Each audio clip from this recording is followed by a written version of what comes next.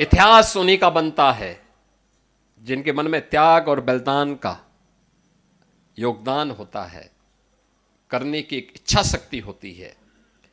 इतिहास उनका नहीं बनता है जो तात्कालिक स्वार्थ के लिए समर्पण कर देते हैं। देश समर्पण से नहीं चलता है, देश तो त्याग और बलिदान से चलता है। भारत का इतिहास उसी त्याग और बलिदान का इतिहास है। और हम कह सकते हैं सिख गुरुओं की परंपरा केवल एक सामान्य परंपरा नहीं है, यह असाधारण है। एक विशिष्ट प्रयोजन के लिए उनका आगमन हुआ और जागरण करने के बाद फिर वे अंतर्ध्यान हो गए। भगवान कृष्ण ने गीता में वैसे ही नहीं कहा कि यदा यदा य धर्मस्य ग्लानिर्भवति भारत, यानी ये वैसे ही नहीं कहा। उसके पीछे यही मर्म है, देश पर संकट आएगा, पहले शांति से गुरु नानक देव जी महाराज आएंगे, लोगों को उपदेश देंगे, सन्मार्ग पर चलने की प्रेरणा देंगे, लेकिन अपने लोगों को भी बोलेंगे कि हमारा कल्याण का मार्ग कैसे प्रशस्त होना है। आप लंगर जो छकाते हैं ना, आज भी कोई भी आता है, मैंने देखा गुरुद्वारों में, किसी को पूछते नहीं कहां से आए हो, कोई पूछता नहीं किस क्या जाति है, सब कोई भी बैठ के खा लेता है, कोई दिक्कत नहीं, क्योंकि हमारे संस्कार है, हमारी गुरु की परंपरा है, हम उसके साथ जुड़ते हैं।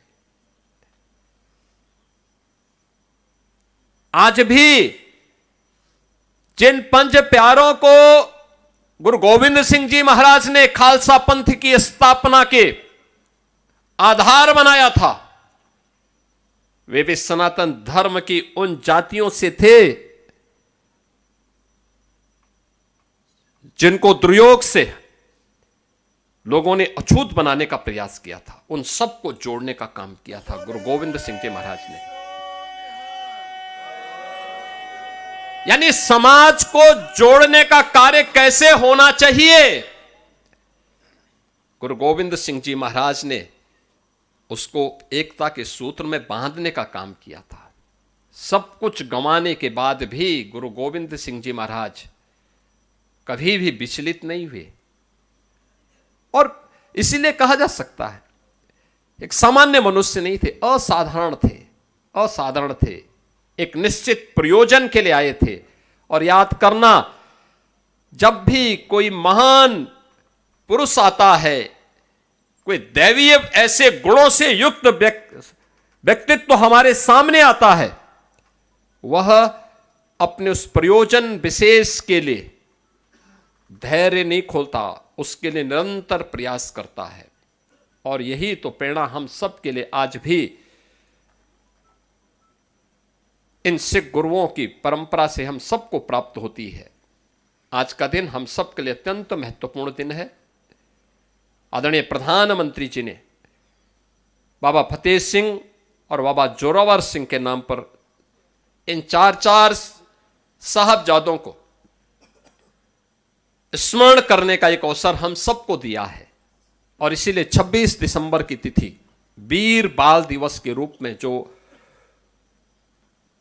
वर्षों की मांग थी, स्वतंत्र भारत की मांग थी, कि वास्तव में वीर बाल दिवस तो वह है जो वीर बाल दिवस गुरु गोविंद सिंह जी के चार साहबजादों ने देश और धर्म के लिए अपना बलिदान दिया था। और उनमें भी 5 वर्ष और 7 वर्ष, दुनिया के इतिहास में इस प्रकार का बलिदान देखने को नहीं मिलता है जो यहां पर हम लोगों ने देखा है, जिसको हम स्मरण कर रहे हैं।